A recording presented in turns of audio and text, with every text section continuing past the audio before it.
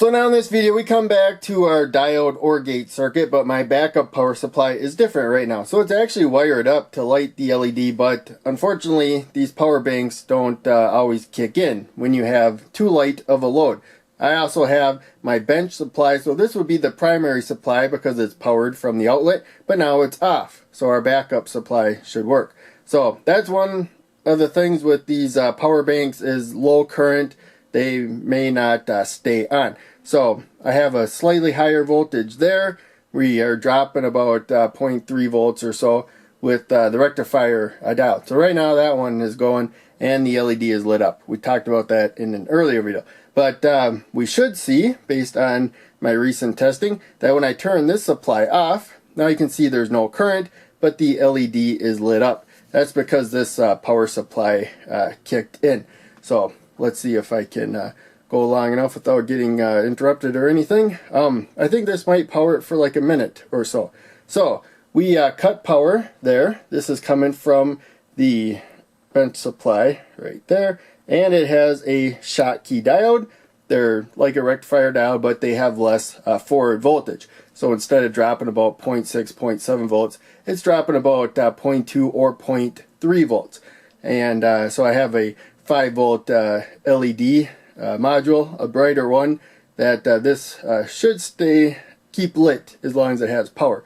But in case, since this is probably outputting 5.1, maybe 5.2 volts, somewhere in that range, I set this to 5.3 volts. So it will have a higher voltage when it is on, so the current will go through its diode. There you can see the power did turn off, so this didn't stay on. You can get that timing by pressing the on button or whatever, but again, it's going to turn off over a period of time. So right now that supply is off, and this is the only power path right here. So we got the diode, and so what that does is it lets the power go through the LED back to the power bank, but it won't let power go to the power supply there. And when I turn the power supply on, now we have the opposite. So we can get current through the diode and the LED there, but since it's a higher voltage, it's going to take priority over lighting the LED and build up a voltage difference across here, preventing any current from flowing that way.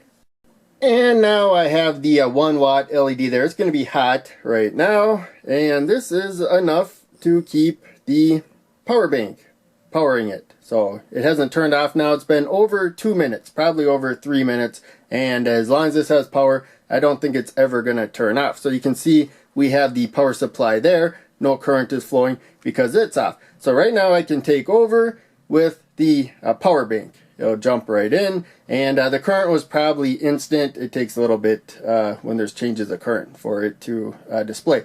But in any case, there you can see we got 0.253, and I think this may be letting a little bit of current trickle through. Let me remove that, and see it went up a little bit. That tells me that this is letting a little bit of current through, taking off some of the load for some reason. I even upped the voltage, which will get more current. This is a 5 volt module. We are dropping about 0.2, 0.3 there though. So a little more voltage than we should have. But there you can see that higher voltage. Now it doesn't matter when I add or remove this. We can also press the button, see if that makes a difference. When I bump stuff, it's going to change the resistance. But there you can see that it's not affecting the current. Let's go back to about 5.3 right there. And so this may have turned off by now. But when I turn this off, you saw the light went off briefly when that power cut, but then this kicked in, and now it should keep it flowing right there. And we turn this on, and looks like we might have a little bit of that current leaving. I think it's trickling through a little bit of current, and maybe it will do that for a minute. I think I did wait a minute one time and saw this bumped up, so I think after like a minute it will turn off. But I could be wrong. I'm not gonna do this testing anymore. I made my point. We can use this power bank as backup power with the OR gate that I covered in an earlier video. And so this is battery. It's going to drain. This automatically shuts off though when it gets too low. So you don't have to worry about that. But if we have a 5 volt circuit, we can power it with the outlet or whatever. But if the house loses power or something, you can just do the OR gate here. just remember you get a little bit of the voltage drop with the diodes, but not a lot when you're dealing with 5 volts. And this will jump in and power it for as long as the battery has power. So this is a 30 amp hour battery, but that's for the 3.6 volt lithium battery in here, probably lithium polymer.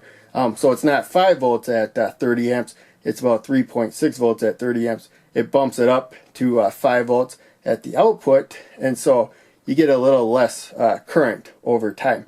It's converting extra current into extra voltage. So some of that current's being turned into voltage. But in any case, as we saw, this is about load about 0.25, so about a quarter of an amp. And so you would multiply this by 4, 120 if that were at 5 volts, but it's a little bit lower, you know, maybe for like 110 hours, something like that, we could probably light this LED.